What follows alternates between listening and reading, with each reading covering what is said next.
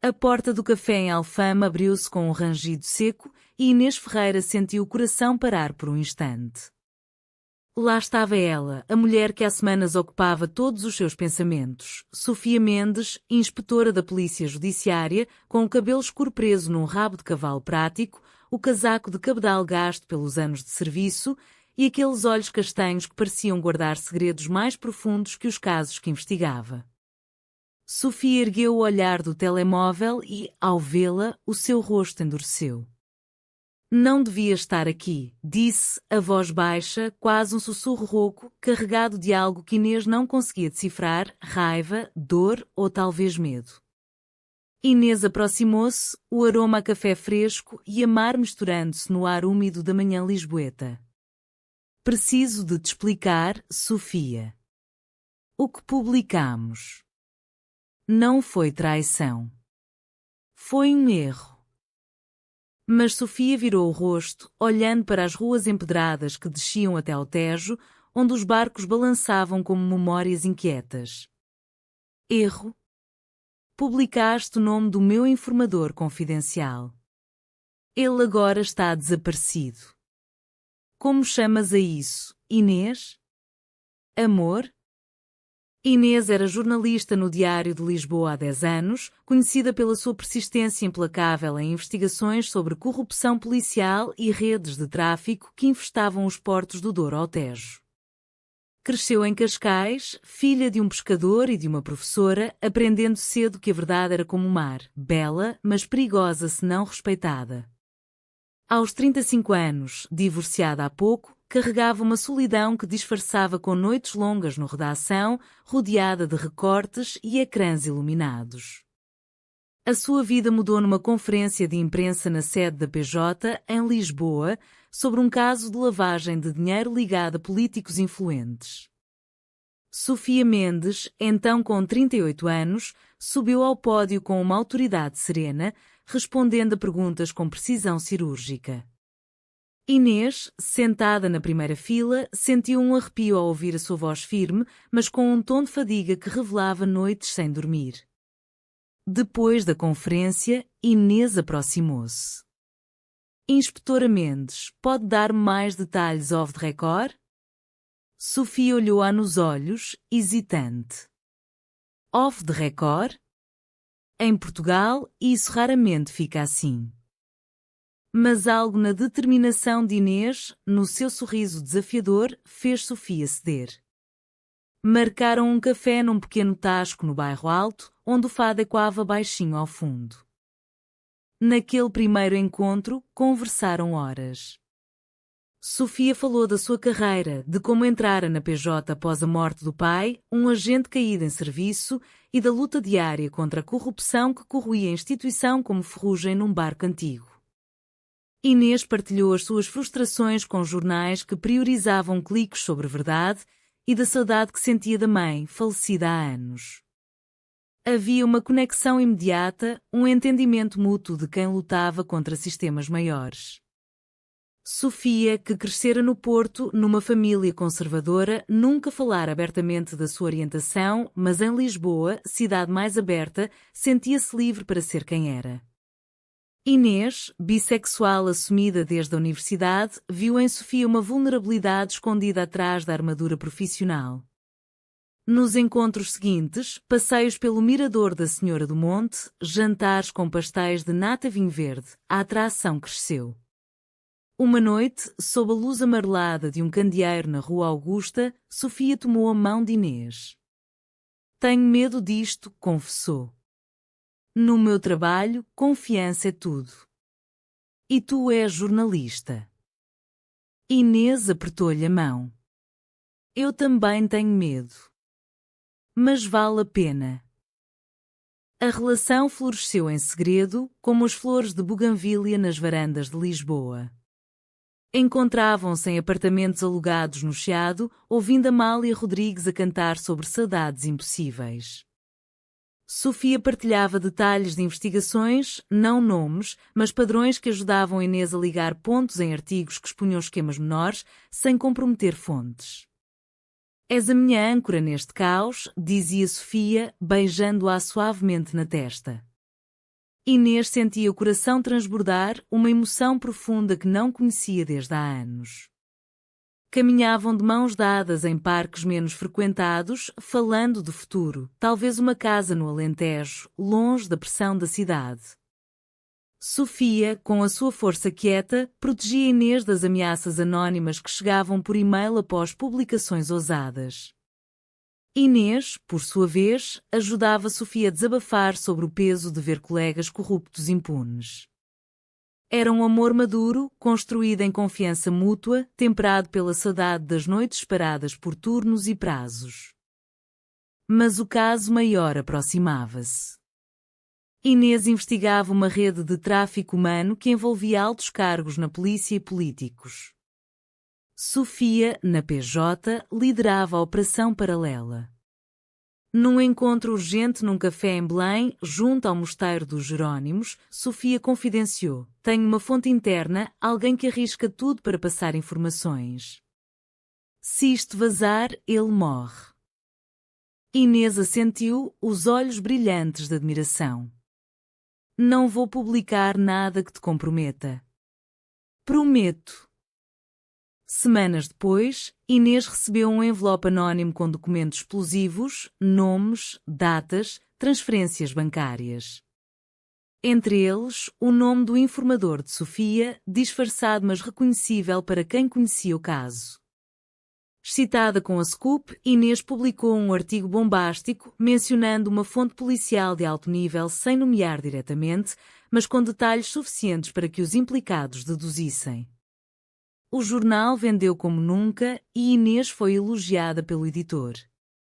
Mas nessa noite, o telemóvel tocou. Era Sofia, a voz tremendo. "Como pudeste?" "Ele desapareceu.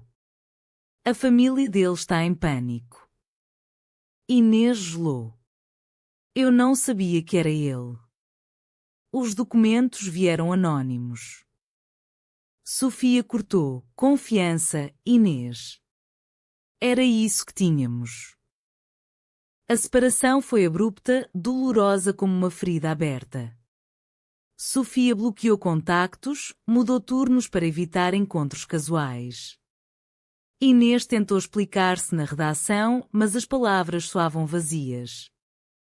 A saudade instalou-se como névoa no Tejo, espessa e inescapável. Inês passava noites a ouvir fado em casas escondidas na moraria, as letras sobre amores perdidos e quando a sua dor.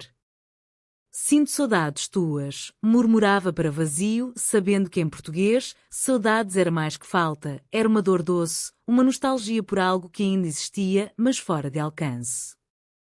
Tentou ligar, enviar mensagens, mas Sofia não respondia. O mal-entendido crescera como uma sombra. Sofia via traição profissional, Inês via um erro impulsivo nascido do desejo de justiça.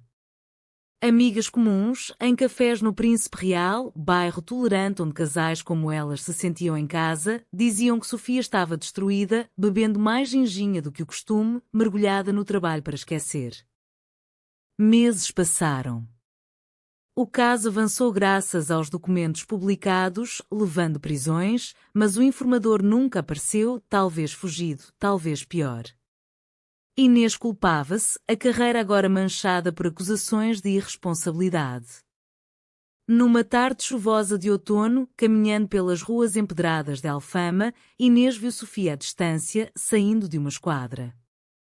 Impulsivamente, aproximou-se. "Sofia, por favor. Deixa-me explicar tudo." Sofia parou, os olhos vermelhos de cansaço. "Explicar? Perdi a confiança em tudo por tua causa. O meu trabalho, a minha vida. Tu eras o meu refúgio." Inês sentiu lágrimas quentes. "Eu amo-te. Ainda. Isso não mudou." Sofia hesitou, o vento do rio bagunçando o cabelo.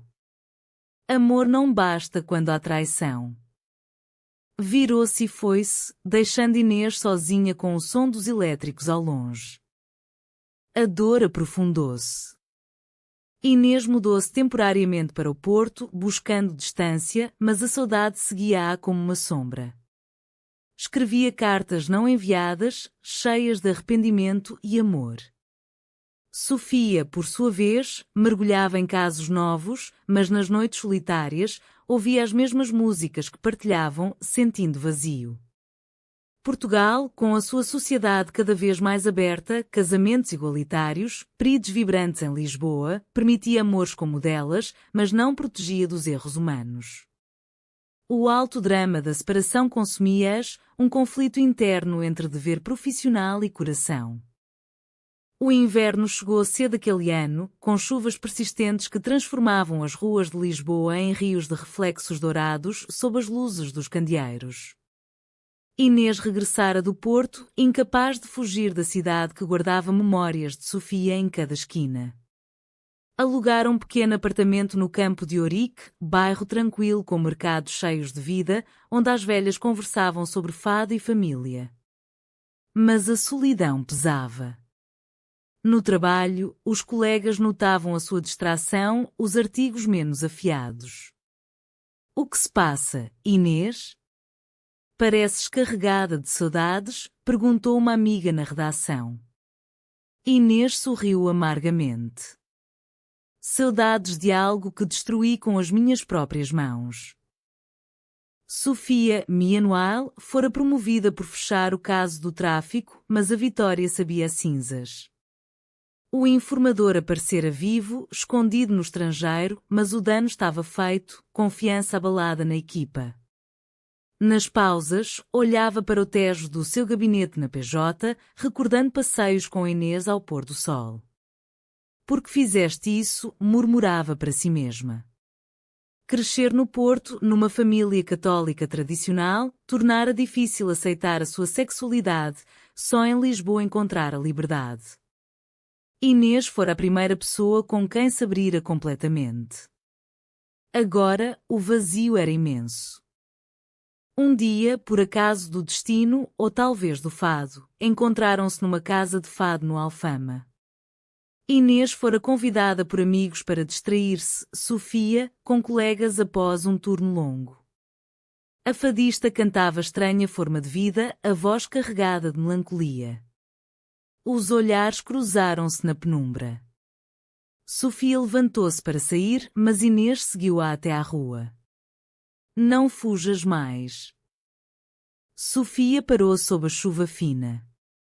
O que queres, Inês? Dizer que sentes saudades? Eu também sinto. Mas dói demais. Inês aproximou-se. Os documentos foram enviados para me manipular. Alguém queria que eu publicasse para descredibilizar a investigação. Eu caí na armadilha.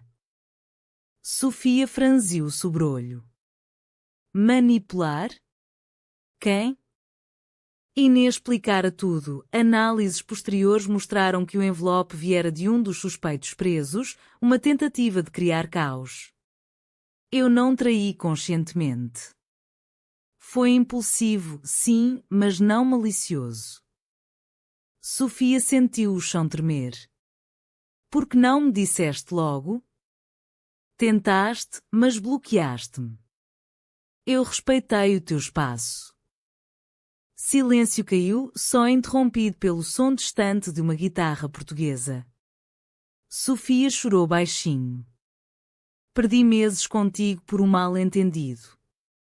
Inês abraçou-a, o calor dos corpos contrastando com o frio da noite. Reconciliaram-se devagar, como o tejo que leva sedimentos mas renova-se. Encontros cautelosos, conversas profundas sobre confiança e limites. Sofia admitiu o medo de vulnerabilidade, Inês, a ambição que cegava. O amor, mais maduro, renasceu com promessas de transparência. Caminhavam novamente de mãos dadas, agora abertamente, num Portugal que celebrava a diversidade. Mas sombras permaneciam. O caso revelara traições maiores na PJ e Sofia suspeitava de colegas. Inês, determinada a redimir-se, investigava discretamente. Um dia, recebeu uma ameaça real, um carro que a seguiu até casa. Contou a Sofia, que insistiu em proteção. Não te perco outra vez. O alto drama culminou numa noite tempestuosa. Inês descobrira provas de corrupção interna envolvendo um superior de Sofia. Publicar significaria expor tudo, mas arriscar a carreira de Sofia. Hesitou, o coração dividido. Sofia, ao saber, disse: publica. A verdade acima de tudo. É isso que nos uniu. Inês publicou, o escândalo abalou a PJ, mas levou a reformas. Sofia foi elogiada por integridade, apesar da pressão inicial. No fim, mudaram-se juntas para uma casa em Sintra, rodeada de névoa e floresta, longe do caos urbano. O amor, testado por traição aparente e mal-entendidos, emergiu mais forte, um testemunho humanista de perdão e resiliência. Em noites tranquilas, ouviam fado, sentindo que a saudade, outrora dolorosa, se transformara em gratidão pelo presente. Portugal, com a sua alma melancólica mas esperançosa, testemunhava o seu final feliz, não perfeito, mas profundamente humano.